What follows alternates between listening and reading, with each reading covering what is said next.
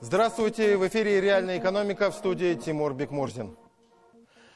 Рассуждать на перспективу, мыслить глобально всегда полезно. Согласитесь, тогда по-иному оцениваешь многие проблемы в экономике, иначе смотришь на задачи, которые стоят сейчас перед нашими предприятиями. Что сейчас беспокоит всех? Правильно, глобальный вызов – это рост населения на планете Земля. К 2050 году у нас станет 9-10 миллиардов. Это очень много. При этом надо понимать, ожидания в отношении уровня жизни также растут, а ресурсы Земли объективно истощаются. За последние лет 40 мы их стали использовать в 1,5 раза больше, чем раньше. Поэтому основная сверхзадача всех стран мира сейчас повышение качества жизни, но не за счет вреда экологии и большего использования ресурсов и так далее. Казалось бы, задача противоречивая, кому-то покажется почти невыполнимая, но это не так. Мы просто обязаны ее реализовать. Это вопрос нашего будущего относительно комфортного существования. И многие компании, эксперты уже сейчас подсказывают, как, за счет каких инноваций мы можем ответить на эти вызовы времени. Особое внимание сейчас приковано к таким разработкам и технологиям в той же химической промышленности. Мировая химия сейчас один из драйверов не только роста, но и прогресса. К примеру, новые композиционные материалы, которые используются в 3D-печати, позволяют не производить лишнего. При этом это долговечные материалы, обладающие уникальными свойствами.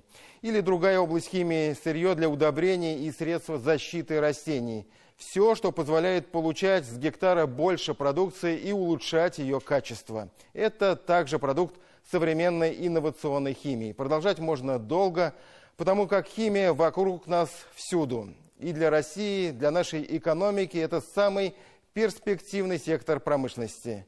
Потенциал колоссальный, и я его могу продемонстрировать хотя бы такой цифрой. Доля нашей страны в мировом химическом производстве составляет 2-3%. И это при том, что Россия добывает 12% мировой нефти. Мы сегодня поговорим о перспективах химической отрасли и о тенденциях, и о конкретных сложностях, с которыми сталкиваются наши предприятия химпрома. И все это в разрезе такой компании, как ПАО «Казань-Оргсинтез». По какому пути сейчас идет один из российских лидеров химической промышленности? Какие проекты по модернизации были реализованы за последние 5-10 лет? Какие новые продукты выпускает и планирует выпускать «Казань-Оргсинтез»? Смотрите в этом выпуске. Когда есть все собранные в единый кулак, только тогда можно достичь своих целей. Точки роста объединения «Казань-Оргсинтез», приоритетные направления развития и ближайшие планы на будущее. Узнаем о них подробнее. Технология сложная, многостадийная, остается единственным производителем на территории всей России и стран ближнего зарубежья. Реальные инвестиции, как они работают и какой приносят эффект. Уникальные продукты «Казань-Оргсинтеза», поликарбонаты и севилен. Что они себя представляют, где востребованы. Промышленная химия интересна и доступна. Все детали в программе «Реальная экономика».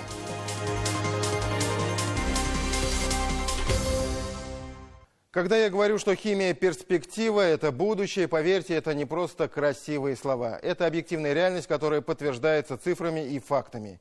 Первое, мы видим, что в целом химическая отрасль растет быстрее мирового ВВП.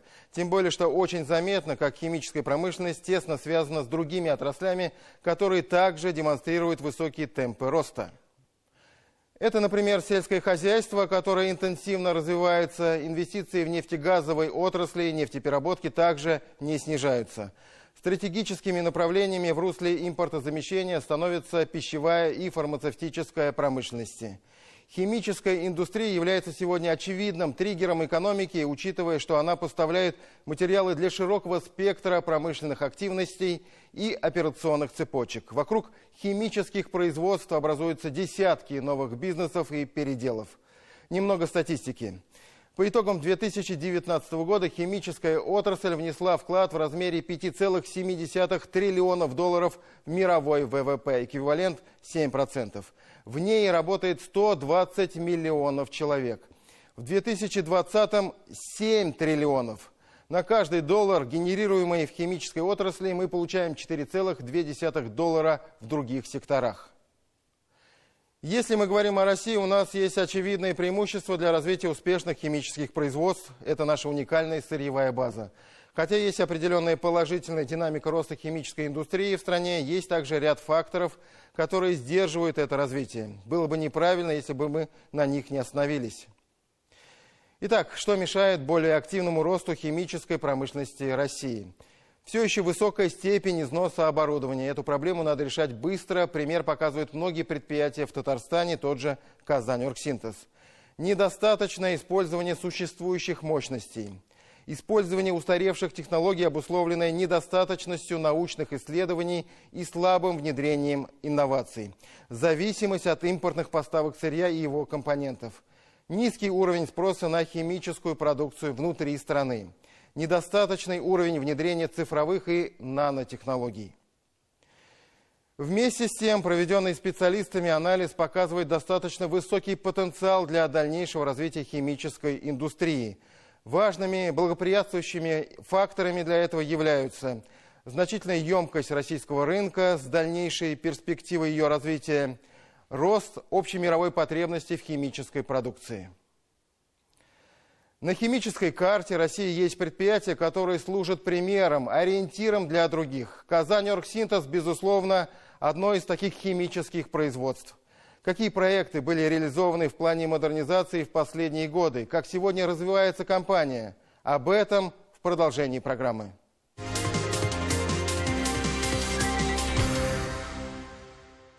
Казань-Оргсинтез – один из флагманов химической промышленности России, ведущее предприятие Казани, имеющее стратегическое значение для экономики Республики Татарстан. Входит в группу компаний «ТАИФ».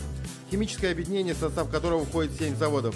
Это завод по производству и переработке полиэтилена низкого давления, завод полиэтилена высокого давления, завод бисфенола А, поликарбонатов, этилена, завод органических продуктов и технических газов, завод по подготовке и проведению капитального ремонта. Сегодня ПАО «Казань-Оргсинтез» производит 40% всего российского полиэтилена и 100% отечественного поликарбоната. В перечне продукции полиэтилен, бисфенол А, поликарбонат, полиэтиленовые трубы. Общий объем годового производства 1 миллион 700 тысяч тонн. Вся выпускаемая продукция сертифицирована в системе госстандарта Российской Федерации. Казань-Оргсинтез – предприятие, которое нацелено на постоянное развитие и модернизацию. Для достижения этой цели реализуются различные программы, обновляется производство, вводится новое оборудование. Завод этилена – ключевой элемент Казань-Оргсинтеза, а печи пиролиза – это фактически его сердце. Их модернизация проходила в несколько этапов. Пуск! Поздравляю всех присутствующих! Сначала в 2015 году была пущена новая двухкамерная печь пиролиза фирмы «Технип». В 2018 в рамках комплексного опробования построили еще 4 печи.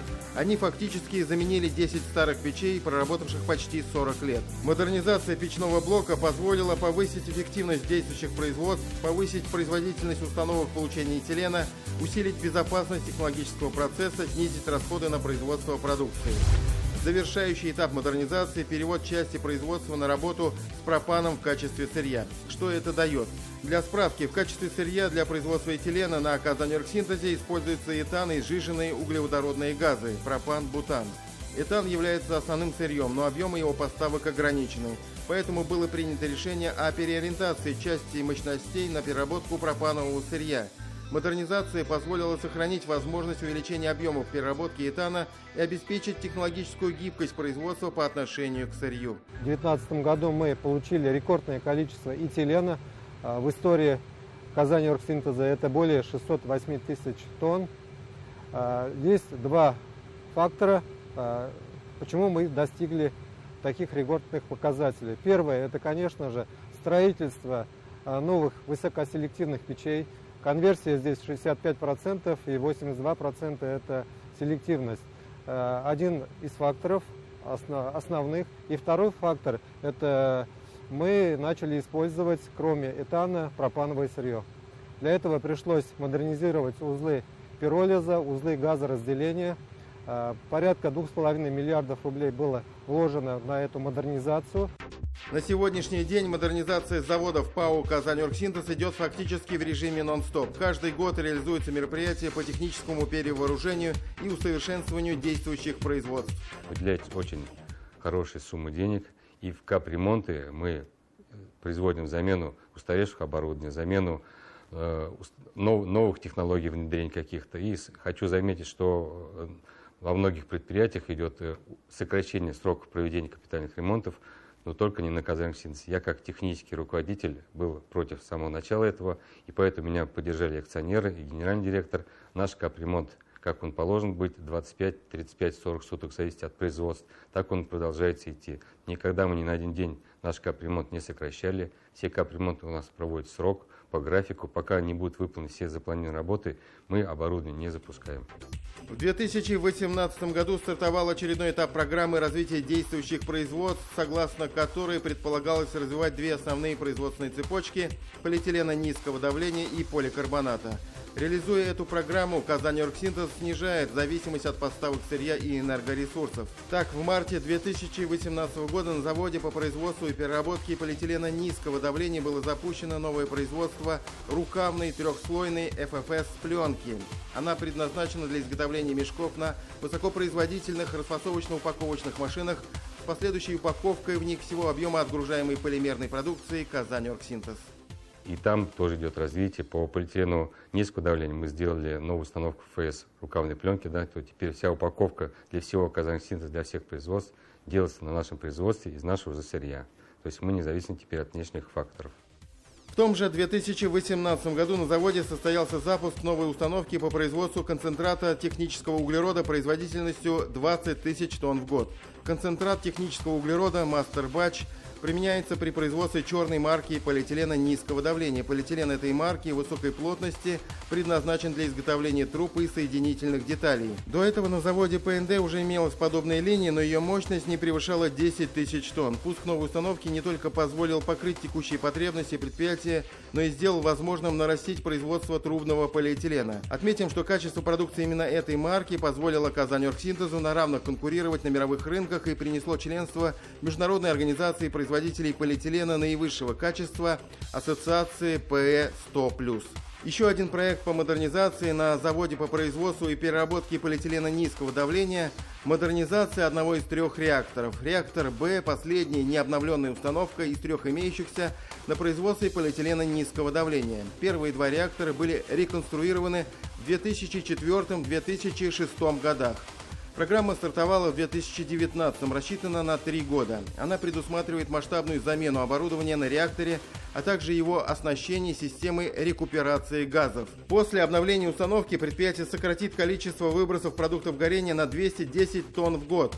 Воздействие на окружающую среду после обновления реактора Б снизится, поскольку нововведение позволит возвращать технический процесс более 8,5 тысяч тонн углеводородных газов, а не направлять их на факел. Одним из главных точек роста ПАО «Казаньоргсинтез» по праву считаются новые производства – завод бисфенола А и завод поликарбоната. Завод бисфенола А в данный момент также вводит новые технологии, позволяющие повысить эффективность использования энергоресурсов и сырья, уменьшить отрицательное воздействие на окружающую среду. По заводу бисфенол, то есть идет модернизация и по наращению мощности завода поликарбоната совместно, и в том числе идет и новое производство изопропилбензола, то есть на новую технологию выходим по получению фенола-ацетона, более безвредный, более надежный. Когда есть все собраны в единый кулак, только тогда можно достичь своих целей.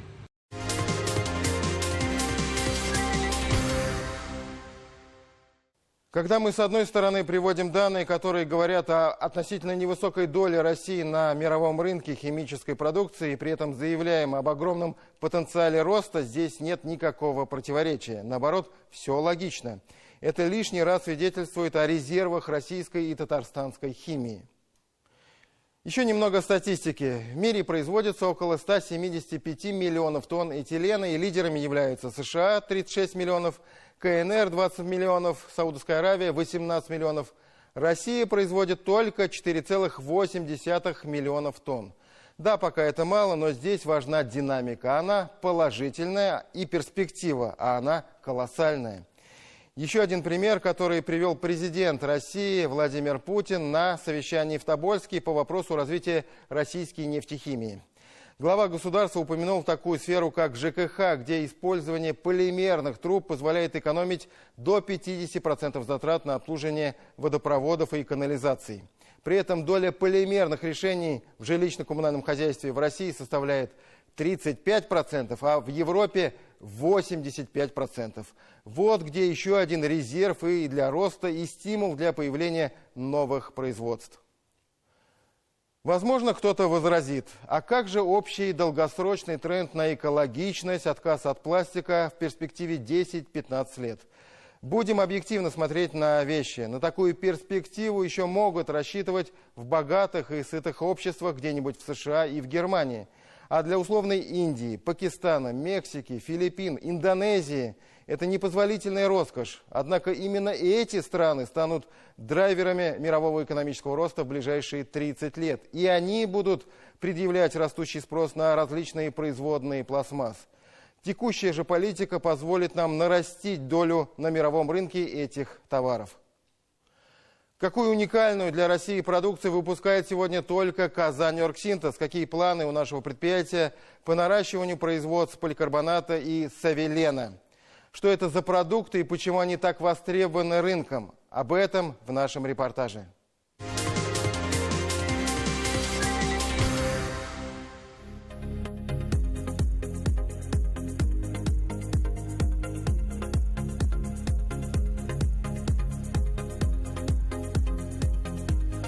Казань-Оргсинтез – предприятие уникальное, не только потому, что это один из лидеров отечественной химии. Компания с богатой и славной историей, успешным настоящим и многообещающим будущим. Казань-Оргсинтез является единственным производителем в России такой химической продукции, как поликарбонат и савелен. А что это за продукция такая? Давайте узнаем о ней больше. Итак, поликарбонат. Прозрачный как стекло, твердый как металл, невесомо легкий. В чистом виде бесцветные небольшие гранулы. Вряд ли они попадались большинству из нас. А вот изделия, изготовленные из этого сырья, сегодня можно встретить буквально на каждом шагу, от теплицы до крупных городских сооружений. Существует два основных вида поликарбоната – монолитный и ячеистый, или сотовый. Оба производятся из одного и того же сырья. В 200 раз прочнее, чем стекло, не зря поликарбонат называют металлом из пластмассы. Устойчив к биологическому разрушению и погодным условиям, в том числе и к граду, экологичен и безвреден для человека. Все эти качества позволяют сегодня использовать поликарбонат везде, где необходим прозрачный материал с исключительными механическими свойствами, от производства очков до остекления самолетов. Долговечность, прочность, надежность и эстетичность делают его очень ценным для строительной отрасли. А производят поликарбонат правильно в Казани, на объединении ПАО «Казань-Оргсинтез». Уникальное для России производство было запущено в 2008 году. Сейчас Оргсинтез невозможно представить без этого производства. Завод поликарбонатов за это время удачно вписался в структуру объединения. Наш завод начал производить продукцию в сентябре 2008 года. Остается единственным производителем на территории всей России и стран ближнего зарубежья. На заводе в данный момент работает 420 человек. Технология сложная, многостадийная. Производство этого полимера на Казань-Оргсинтезе базируется на технологии японского химпредприятия Asahi Kasei Corporation. Бесфазгенный процесс производства, который используется на заводе, является наиболее безопасным с точки зрения эксплуатации и экологии. В качестве сырья для поликарбоната используется окись этилена, углекислый газ, бисфенол А. Эти продукты также производятся на предприятии, только на других заводах, поэтому все они находятся в тесной взаимосвязи. Окись этилена закупается. На первом этапе оксиэтилена реагирует с СО2, получаем этиленкарбонат, далее этиленкарбонат с метанолом, получаем диметилкарбонат и не менее ценный продукт этиленгликоль. Далее диметилкарбонат реагирует с фенолом, получаем дифенилкарбонат и дальше берем с соседнего завода бисфенол, реакцию проводим, получаем поликарбонат. Поликарбонат основные марки 5 штук, но в зависимости от добавок различных и от того, какой ПТР, может быть вплоть до 70 различных модификаций.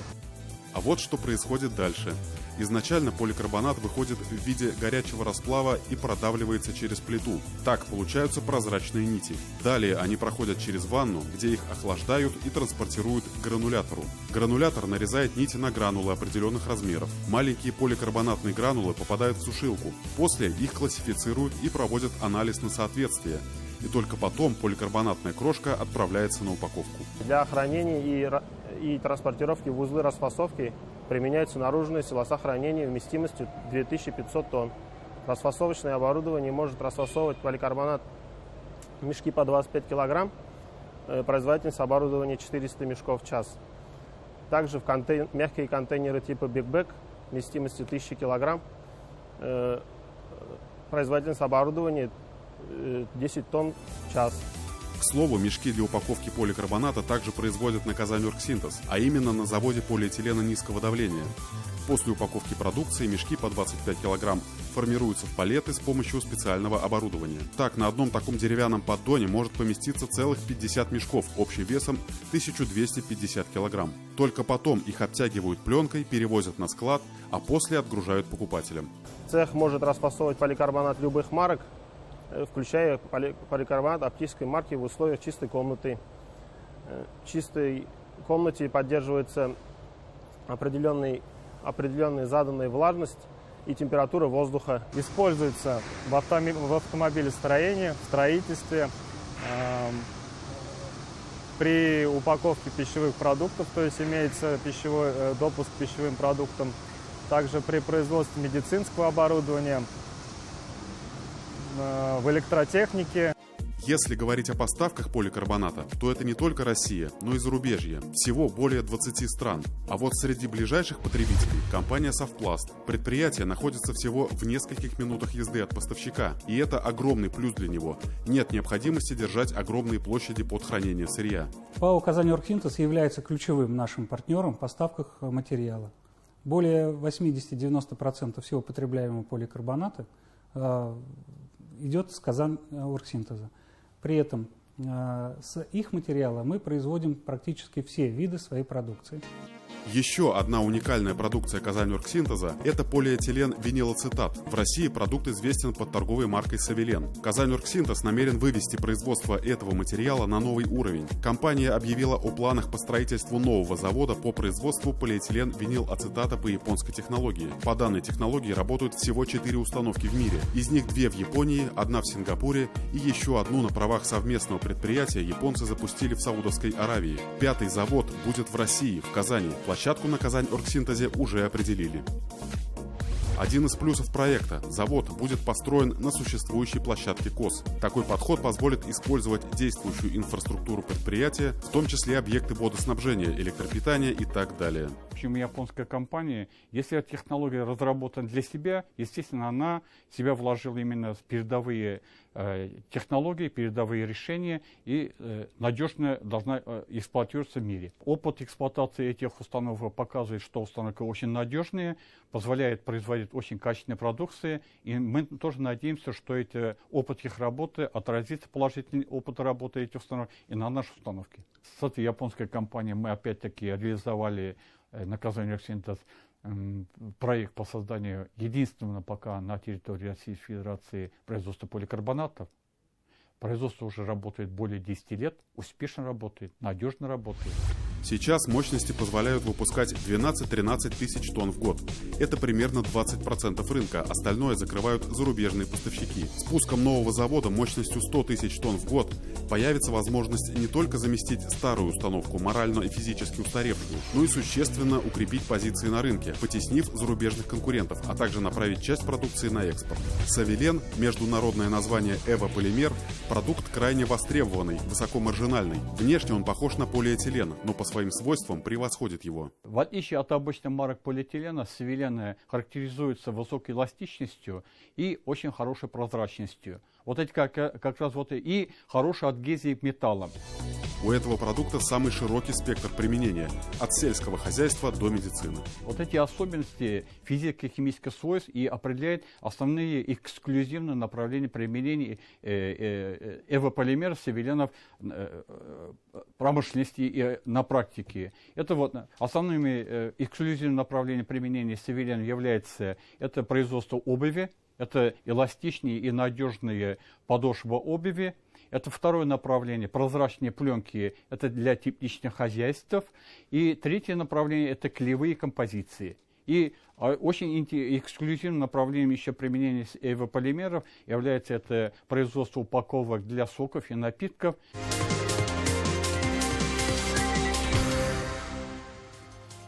На этом у нас все. С вами была программа «Реальная экономика» и я, Тимур Бекмурзин. Удачи в делах. Встретимся на канале «Новый век». До свидания.